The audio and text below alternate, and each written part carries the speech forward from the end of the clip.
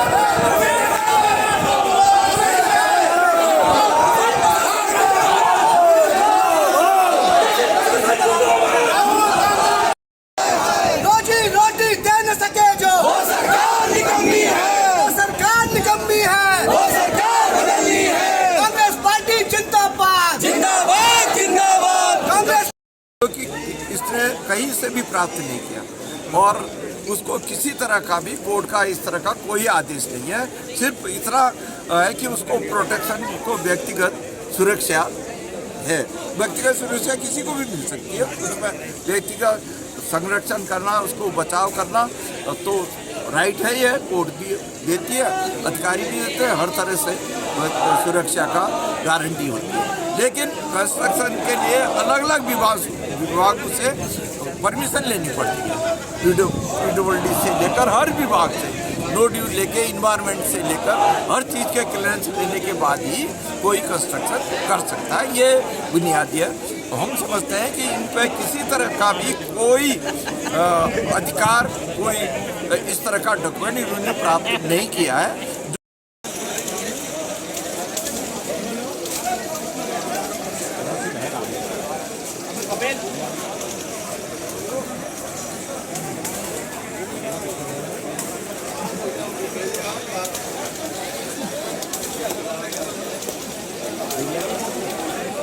Congress party जिंदाबाद, जिंदाबाद, जिंदाबाद। कांग्रेस पार्टी जिंदाबाद, जिंदाबाद, जिंदाबाद। राहुल गांधी जिंदाबाद, जिंदाबाद, जिंदाबाद।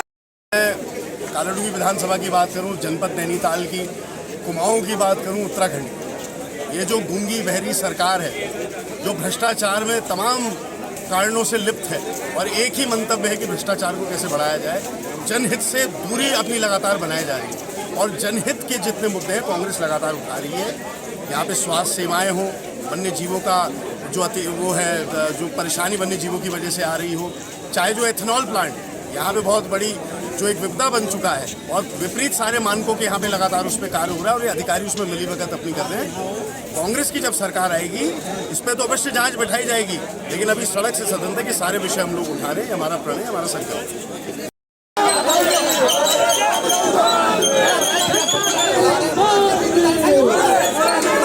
माध्यम से जो भी हमारे परगना है, तहसील है जिले भर में, चाहे वो हमारी भीमताल थी, चाहे वो हमारी नैनीताल थी, चाहे वो नालुआ थी, अब हम लोग कालाडूंगी आए हैं। और जो भी हमारे जनहित के मुद्दे हैं, जो जन समस्याएं हमारी हैं उस क्षेत्र की, उस वहाँ के लोगों की, तो उन सब समस्याओं को एकजुट करके और एक वो बना के आधार बना करके हम लोग आज परगना अधिकारी अपने कालाडूंगी से मिले हैं और हम लोगों ने इस क्षेत्र की जो अन्य जन समस्याएं हैं उन जन समस्याओं से उनको अवगत कराया है। 12 सूत्री जन समस्याएं हैं और हम लोगों ने उनसे मांग करी है कि जो जन समस्याएं हैं उन जन समस्याओं का शीघ्र निराकरण किया जाए और अन्यथा जो कांग्रेस पार्टी है वो जनता के साथ खड़ी है, जनता के जो मुद्दे हैं और जो जनता के जो हित है उसके साथ खड़ी है। और अगर हमें ऐसा ना हो कि भाई हमें जनता के लिए फिर से सड़कों पर उतरना पड़े, हमें आंदोलन करना पड़े, उससे पहले जो जनहित के जो मुद्दे होते हैं, जैसे यहाँ पर ये एथेनॉल फैक्ट्री का मामला है उसमें थोड़ा काम होना चाहिए।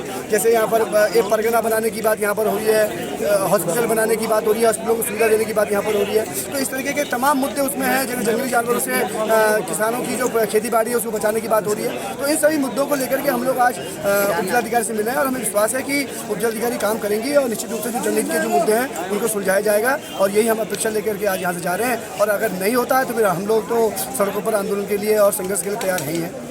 ऐसा है कि धीरे धीरे धीरे धीरे जो आपको बीजेपी नाम की चीज़ आपको धीरे धीरे इस देश से आपको पता चलेगा कि एक समय होता है ना सबका, अब उनका समय आने वाला है। धीरे धीरे जनता समझ रही है कि जनता ने जिनको चरम पे पहुंचाया, देखा कि चरम में पहुंचने के बाद भी जनता को बिल्कुल जनता ने अपने आप को ठगा सा महसूस किया और धीरे धीरे देश का माहौल बदल रहा है और देश में जो है कि मोहब्बत की दुकानें खुल रही हैं और निश्चित रूप से देश में परिवर्तन आ रहा है। और आने वाले समय में आपको देखोगे कि चारों ओर जो है वो एक कांग्रेस पार्टी होगी और ये इंडिया गठबंधन होगा जो इस देश को चलाएगा, इस देश को नेतृत्व देगा।